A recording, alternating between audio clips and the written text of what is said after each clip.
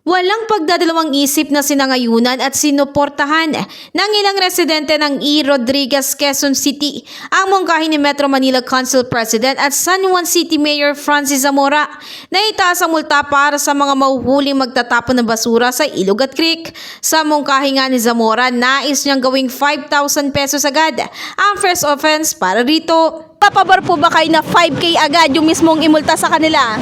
Opo ma'am, payag po ako kasi ma'am, para po wala na pong magtapon kasi kung wala pong multa, magtatapon lang sila na magtatapon. Bale sir, gaano po ba kahirap kapag kunyari umuulan dito? Gaano po kabilis bumaha?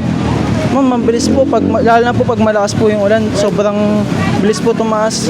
Kaya po yung mga, lalo na po yung dito, yung mga gulay namin, talagang tinatabi po namin kasi ang bilis po bumaha.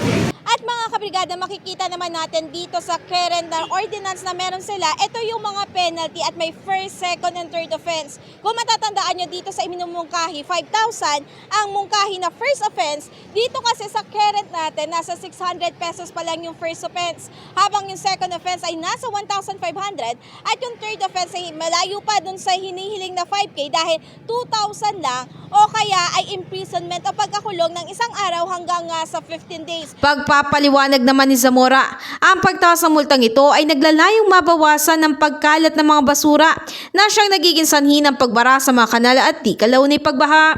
Well, ang sabi nga ng ilan, ang basurang itinapon mo ay babalik at babalik sa'yo. Kaya importante lang na makapagtapon tayo ng basura sa tama upang pagdating ng bagyo o di kaya'y pagulan ay maiwasan ang anumang pagbaha. In the heart of changing lives, ako si Brigada Ann Cortas ng 105.1 Brigada News FM Manila, the Music and News Authority.